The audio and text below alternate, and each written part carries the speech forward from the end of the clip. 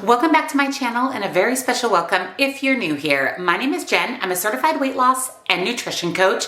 And today we're talking about metabolism, specifically metabolism boosters. Are they fact or are they fiction? This may be a lot of today's video may be quite a surprise to you. So if you're excited, give this video a thumbs up.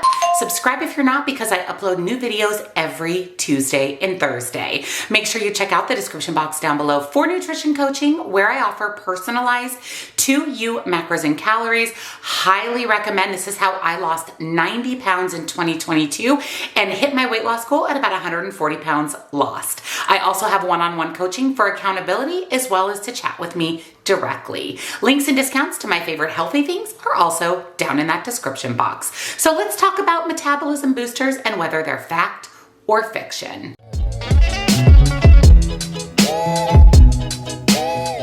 Do you wish that you could just take a pill, up your metabolism, and have the pounds disappear? Do you search for fast weight loss products, get thin quick diets, or pills or foods out there that can actually boost your metabolism? If the answer to this question is yes or no, today's video is just for you. We're going to talk about how metabolism works and if there are actual metabolism boosters that truly help with weight loss. So before we jump into the metabolism boosters out there that are said to benefit weight loss, let's first talk about what is metabolism and how does it work. Simply put, your metabolism is all of the chemical processes that convert carbohydrates, proteins, and fats from your food into energy that your cells need to function. Your metabolic rate is the amount of time it takes your body to process and burn energy or calories from the food that you eat. Your BMR, or your basal metabolic rate, is the amount of energy or calories your body needs to maintain basic functions when you're resting. It's how many calories you would need to survive if you never moved or stayed in a coma. According to the Mayo Clinic, 70% of your daily energy use comes from your BMR, your basal metabolic rate. There are a lot of different things that can influence your BMR. Genetics. The calories you burn per day is largely determined by genetics. Your age. Your average BMR decreases by 2% per decade after the age of 20. Your gender. Men tend to have a higher BMR than women. Weight. As your weight increases, so does your BMR. Your height. Tall people tend to have a higher BMR than shorter people. Your body makeup. Your BMR will be higher if you have more muscle and less fat.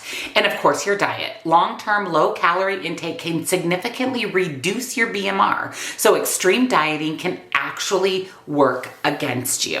Of course, certain diets, certain medications, and even the climate that you live in can affect your BMR. How much you move in general with exercise also plays a part in your total BMR. It is very important to know your BMR. You should always be eating above this number, whether it's 1, 2, 3, 400 calories above that number, depending on how active you are. As a weight loss and nutrition coach, I do personalize macros and calories. Like I mentioned in the beginning of today's video, I take your BMR into account and make sure that you're in a healthy calorie deficit. Remember how I just mentioned being in a severe deficit can negatively impact your BMR? Eating in a healthy calorie deficit and still losing weight can actually really benefit your BMR and oftentimes increase that, which means it's easier to lose weight overall. So what about these metabolism boosters? Do they actually work? Some companies tout products that claim to boost metabolism. Most claim that their products do this through a term called thermogenesis, or increased heat production. This process stimulates energy use and can increase your metabolism and help burn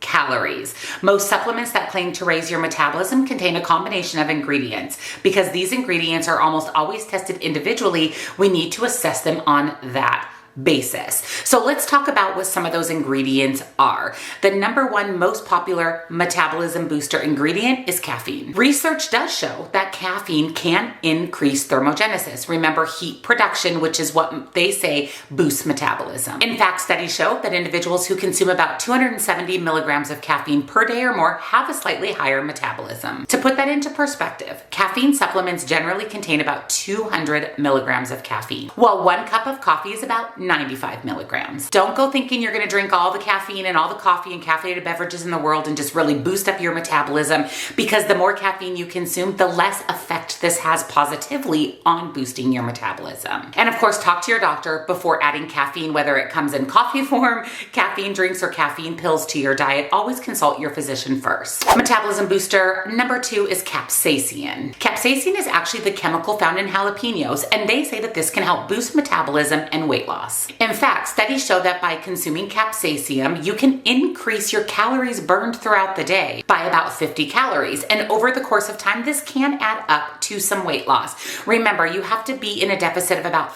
3,500 calories to lose 1 pound. So that's a lot of jalapenos. That's a lot of capsaicin at only 50 calories per day to lose 1 pound. But of course, that does add up over time. Everything adds up over time. Number 3 is L-carnitine. Carnitine is a substance that helps your body turn fat into energy. While your body produces it in your liver and kidneys, you can also find it in meat, dairy products, nuts, and legume.